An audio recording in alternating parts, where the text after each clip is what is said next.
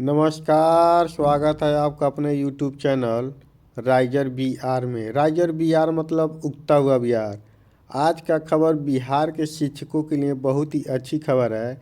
बिहार के शिक्षकों के लिए ही नहीं, पूरे देश के सरकारी कर्मियों के लिए बहुत ही अच्छी खबर है, क्योंकि 8वां वेतन सरकार के द्वारा लागू कर दिया गया है, जिससे आपकी सैलरी में बम्पर उछाल होने वाला है।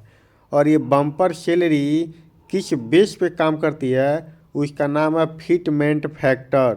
यह ऐसा फैक्टर होता है, जब 8वां वेतन आयोग या 7वां वेतन आयोग, जब भी कोई आयोग लागू होता है, वेतन आयोग, तो इसी माध्यम से सरकारी कर्मियों का सैलरी इंक्रीज किया जाता है।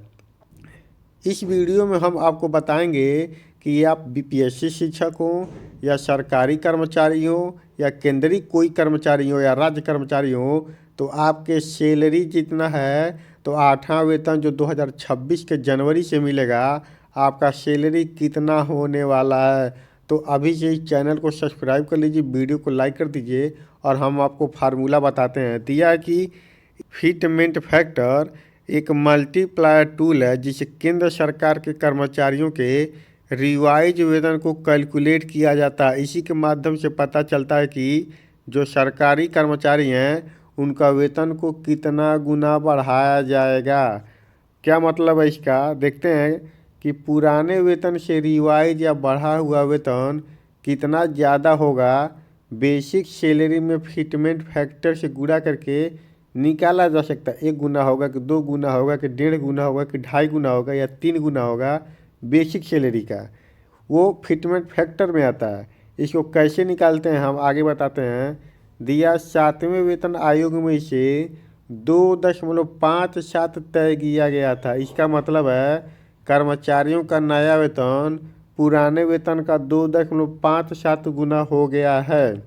2.57 का यहाँ पर क्या मतलब है, हम आपको न्यूनतम सैलरी की बात करते हैं। मान लीजिए आपका न्यूनतम सैलरी 10,000 है। एक गुणा करने के लिए फिटमेंट सेक्टर की हम बात कर रहे हैं। इससे ज़्यादा आपका जितना भी होगा, इसके जगह पे आप अपना रख लीजिएगा। मान लीजिए आपका सैलरी 10,000 रुपया है, तो 10,000 में 2.57 से गुणा करेंगे तो 25,700 रुपये हो जाएगा।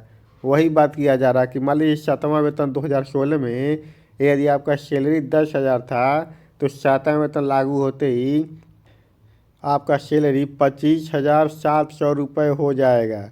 अब सोच लीजिए 10,000 सैलरी 25,700 हो जाता है, मतलब कि 2.5 गुना से भी ज़्यादा।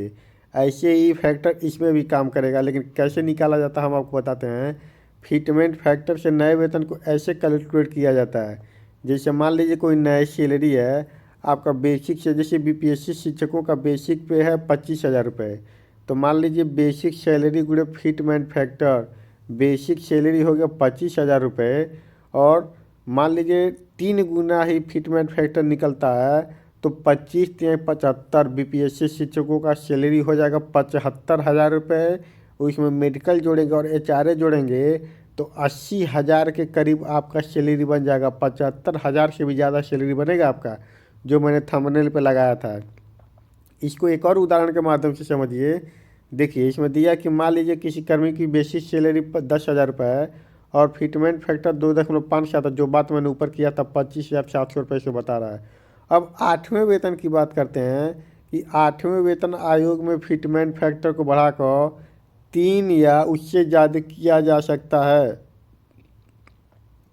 अगर इसे 3 किया जाता है तो कर्मचारी की बेसिक सैलरी में 43% बढ़ जाएगी। ये बहुत ही बड़ी खबर है। अगर इसमें 3 किया जाता है, 3.0 किया जाता है फिटमेंट फैक्टर को, तो जो कर्मचारी का बेसिक सैलरी है में 43% का बढ़ोतरी होगा। फिटमेंट फैक्टर का क्या महत्व होता है हम आपको बताते हैं।